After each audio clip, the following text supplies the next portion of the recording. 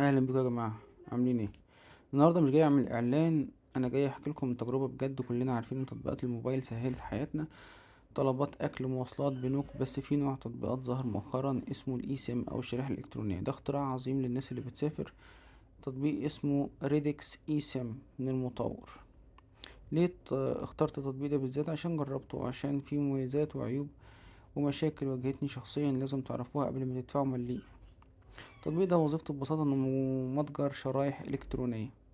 يعني بدل ما تسافر وتشتري خط من المطار بسعر سياحي غالي أو تشغل التجوال وتلاقي فاتورة موبايلك جايلك برقم فلكي، انت بتنزل التطبيق ده، تختار البلد وتشتري باقة نت، بتنزل على موبايلك وانت قاعد في بيتك.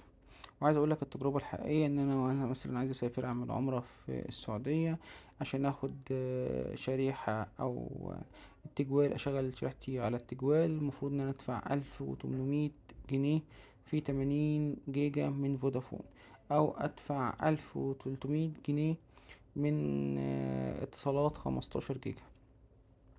طيب، والبديل ممكن تشتري خط من السعودية نفسها، تشتري خط تمنه 70 دولار، تاخد بيه 20 جيجا، يعني تمنه 750 جنيه تقريبا. طيب، والبديل الأرخص والأرخص إنك تحمل تطبيق اي سم وتاخد 20 جيجا ب20 ريال سعودي، وده أرخص حاجة.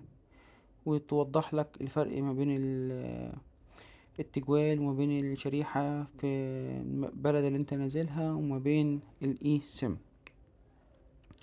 فتعالوا بقى ندخل في المفيد وتجربته الواقعية. أول ما تنزل التطبيق الواجهة كانت بسيطة. دخلت دورت على الدولة اللي أنا رايحها، لقيت الأسعار مغرية جدا مقارنة بالمنافسين زي اير ألو وغيرهم. قلت يا واد خير، ووفرت فلوسك وجرب كده واشتريت الباقة. وهنا بقى حصلت الكارثة اللي مش عايزك تقع فيها.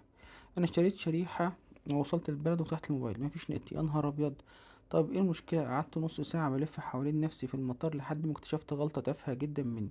ودي نقطة اخطاء التعامل اللي لازم تاخد بالك منها، لان انت برضو ايه اول مرة تروح. الغلطة الاولى، موبايلي كان معمول له اعدادات انه ما يشتغلش بيانات التجوال او داتا رومينج للشريحة الجديدة. التطبيق ده بيعتمد انه تكون فاتح الخاصية ديت عشان يلقط شبكة، يعني اهم حاجة داتا رومينج. الغلطة التانية اني كنت مفكر ان الشريحة هتشتغل تلقائي، بس كان لازم ادخل الاعدادات واختار الشريحة ديت عشان تشغل البيانات الداتا، زي ما كان بيقولك كده النت من شريحة واحدة ولا اتنين. فانا طبعا كنت مختار الشريحة المصرية، فلما اخترت الشريحة الاسم التركتين دول نشطوا النت وشغلوه زي الطلقة. طب نستخدم التطبيق ده صح ازاي عشان ما تتبهدلش زي الروجيتا يا سيدي؟ اول حاجه اتاكد ان موبايلك بيدعم الاي سيم، عشان لو مش بيدعم الاي سيم فمش هينفع معاك التطبيقات دي خالص. نزل التطبيق واختار البلد او تاني حاجه، واشتري الباقه المناسبه ليك في باقات يوميه وباقات شهريه على حسب المده اللي انت قاعدها في البلد اللي انت رايحها. لما تعمل انستول غالبا هيديك كود كيو ار كود او تثبيت مباشر. يعني كيو ار كود هتصوره هيشتغل معاك، او تثبيت مباشر. الافضل تعمل التثبيت وانت لسه في بلدك وعندك واي فاي قوي. رابع واهم نقطة، اول ما طيارتك توصل ادخل الاعدادات، فعل الشريحة وشغل زرار داتا رومينج. نتكلم بقى بصراحة عن المميزات والعيوب.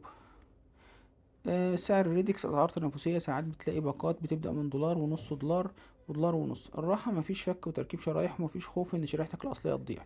التغطية، تطبيق بيتعاقد مع شبكات محلية، فالسرعة كانت ممتازة في التصفح والخرائط. العيوب بقى، التطبيق ده للداتا والإنترنت بس، يعني مش هيديك رقم تليفون تتصل عليه أو حد تستقبل عليه مكالمات عادية من أي حتة. ده هيشتغل معاك واتساب وماسنجر نت، وتتكلم زي ما انت عايز منه. لو النت قطع او حصلت مشكلة تقنية، الدعم الفني بياخد وقت شوية عشان يرد، وده عيب قاتل لو انت تايه في الشارع. عشان اكون امين معاكم دخلت على جوجل بلاي وشوفت تعليقات الناس. الرأي العام منقسم، بس الاغلبية مبسوطين من التوفير اللي حصل في اسعار الداتا. اكتر تعليق لفت نظري واخد لايكات كتير كان من مستخدم بيقول التطبيق ممتاز ووفر عليا كتير في رحلة تركيا. النت سريع جدا، بس يا جماعة خدوا بالكم لازم تظبطوا الاي بي ان يدويا في بعض الموبايلات الاندرويد القديمة عشان يشتغل. ده تنبيه مهم جدا، لو معاك اندرويد قديم شوية ممكن تحتاج تظبط نقطة الوصول يدويا، يعني اندرويد 6 او 7 او 8. هل في بدايل؟ طبعا في بدايل. لو مش عاجبك ريدكس او جاتك فيه مشاكل، العمالقة في المجال ده زي اير الو او هولي فلاي. ومميزاته انه بيديك نت محدود بس سعره عالي، غير محدود، سوري، غير محدود بس سعره عالي. نرجع بقى لسؤال أول الحلقة، الناس زمان كانت بتعمل إيه؟ الإجابة الصادمة إنهم كانوا بيعيشوا اللحظة أكتر مننا. غياب الموبايل كان بيخلي المسافر مجبر يتكلم مع الناس في الشارع، يسألهم، يتعلم منهم ويعرف عايز يروح فين بالظبط. أنا كواحد في 2026 أفضل إني أتوه ومعايا خرائط جوجل مابس، ولا إني أتوه وأنا بسأل بالإشارة بلغة الإشارة لأني مش عارف لغة البلد اللي أنا فيها. التكنولوجيا نعمة لو عرفنا نستخدمها صح وتجنبنا مشاكلها. لو عجبك الفيديو وتجربتي الواقعية متنساش اللايك والاشتراك، ولو عندك سؤال عن أي تطبيق اكتب لي في الكومنتات وأنا هرد عليك بنفسي. سلام.